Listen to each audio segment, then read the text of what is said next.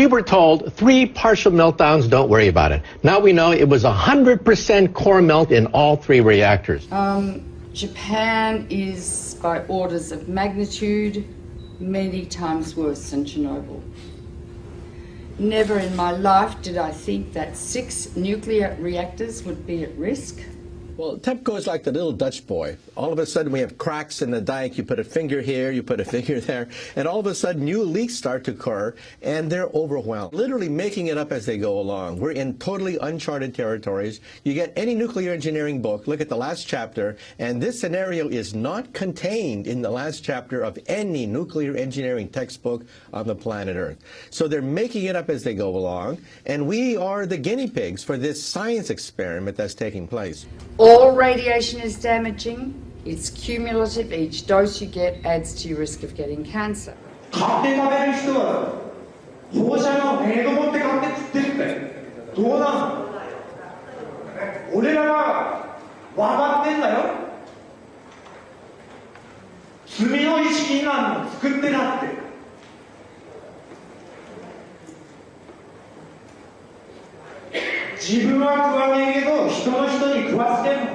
Within days of the Fukushima Daiichi catastrophe beginning, we were getting fallout coming down in rain in the United States, not in insignificant quantities. And also, of course, the seafood, not only does the ocean's currents bring the radioactivity this way, but also the sea life itself, the bluefin tuna, migrated from Japan to North America and carried the radioactive cesium in its flesh over here. Wow, not a good time to be eating tuna. The food chain remains contaminated for hundreds or thousands of years, and we'll start seeing lung cancer and leukemia, I think 2 to 5 years from now. And then solid cancers will start appearing 15 to 60, 70 years later. So the ace up the sleeve of the nuclear industry is the incubation time for cancer. It takes a long time for cancers to develop once you have inhaled or been exposed to these radioactive elements. And no cancer identifies its origin. And so there is already a level of cancer in society, but it's going to increase dramatically. The problem is not really under control.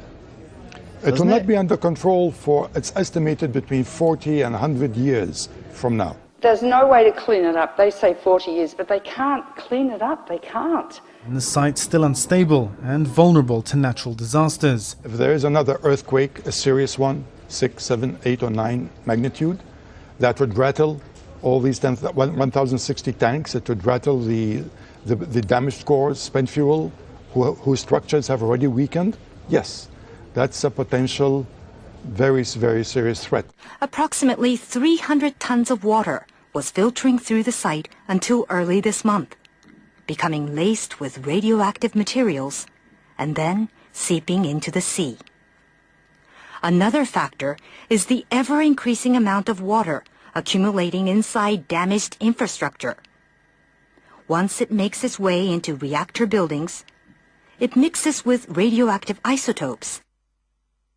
For months, TEPCO workers have been pumping up 400 tons of water every day and storing it in tanks on site. There's 1,060 tanks, stainless steel water tanks, that are holding the water which they keep pumping into the damaged reactors and the spent fuel storage pools. From the air, the scale of the problems at Fukushima become clear. The growing mass of storage tanks now dwarfs the plant itself. More than 1 million tons of highly radioactive water is now stored here. But the tanks have been hastily built. They're made of steel plates, bolted together, rather than welded. Last week, workers detected a major leak in one of those tanks. About 300 tons of water escaped, releasing several quadrillion becquerels of radioactive particles. Experts have often pointed out how vulnerable they are to damage. The tanks, though, have been put together very quickly. There's no guarantee they'll last. Their seals are made of rubber, and the joints and bolts are corroding, and they may last not more than 5 years. So the tank farm has grown dramatically, and it's on the hill. Of course, the problem is because it's on the hill, the water flows down, and if there's an earthquake, all of these pipes are held together with plastic piping, not much different than what you've got on a swimming pool. So the plastic pipe will snap, and that water will just run right down that roadway directly into the ocean. And how long the contamination has been leaking into the water? Very likely since the explosions and the meltdown at Fukushima Daiichi in March of 2011. Wow, that is quite a long time. Now, how much and what sort of radiation is leaking into the Pacific? I know there's all different types, so if you can explain that in a little detail. Well, clearly what we've seen now is the movement of radioactive hydrogen, tritium, which is a mobile radioactive isotope, but clearly radioactive cesium, 134, 137, strontium-90. We're seeing a full range of radioactive contaminants now moving, which indicate that the damaged cores of these reactors, the meltdowns themselves, are now contributing to the contamination of the Pacific Ocean and groundwater that's moving at about a rate of 300 to 400 metric tons per day. So that radiation has been leaking into the water and polluting the fish continuously for the last 2 years. Radioactive iodine-129, its half-life is 17 million years, plus strontium, plus cesium, plus tritium, and I could go on and on and on. If it gets into the sea, the algae concentrated hundreds of times, then the crustaceans concentrated hundreds of times, then the little fish, then the big fish, then us.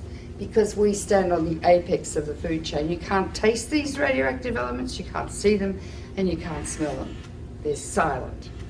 This graphic shows the gradual contamination of the Pacific Ocean due to leaks of radioactive water from the crippled Fukushima nuclear plant in Japan. The simulation, which was run by a German Marine Research Institute, shows the entire Pacific waters being polluted by radioactive water in just 6 years. The fuel core of Unit 4 at the Fukushima Daiichi nuclear plant. More than 1,500 fuel rods sit in a damaged storage pool 30 meters above ground. Yeah, the amount of radioactivity in the rods themselves is about 14,000 times that of the Hiroshima bomb. We are dealing with diabolical energy. E equals mc squared.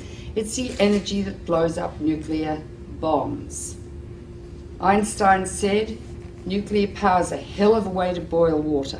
They need to remove those fuel rods from the pool because if there's another earthquake, Building 4 would go down probably, and all those fuel rods would be exposed to the air and they would burn. And they would release 10 times more radiation or cesium than was released at Chernobyl, huge amounts, and pollute much of Japan and the Northern Hemisphere. So we're in a nuclear crisis at the moment. If there's another earthquake and Building 4 collapses, which contains the cooling pool with fresh fuel, I'm going to evacuate my family from Boston. So they've put a crane on top of that building, which is shaky anyway, and they're going to lift the fuel assemblies out one by one with the crane, and it will be done manually. Normally, those rods are removed by computer control with millimetres to spare. It's a very delicate operation. The fuel rods must be kept submerged and must not touch each other or break. Nuclear experts warn any mishaps could cause an explosion many times worse than that one here in March 2011. Because if several rods touch each other, you could reach criticality and the whole fuel pool could go critical. Or if the rods break as they're being lifted out, large amounts of radiation would escape from the rods and the area would have to be evacuated, meaning that if the area is evacuated, the continuous operation of cooling 5 spent fuel pools and 3 melted cores would stop. Need I go on?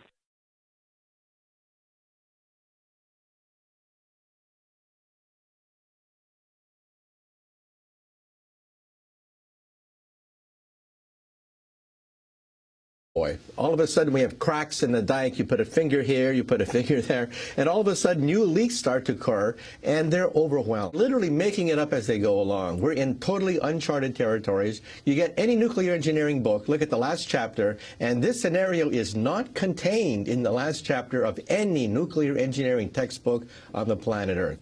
So they're making it up as they go along, and we are the game.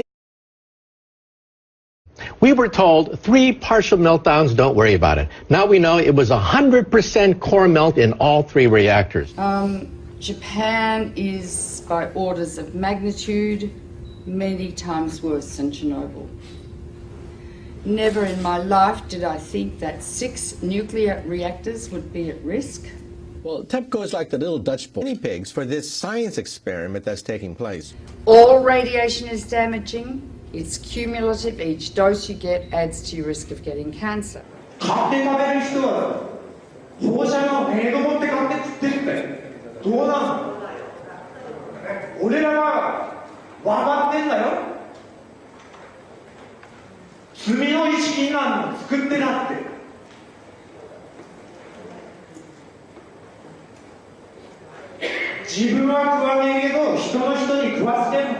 Within days of the Fukushima Daiichi catastrophe beginning, we were getting fallout coming down in rain in the United States, not in insignificant quantities. And also, of course, the seafood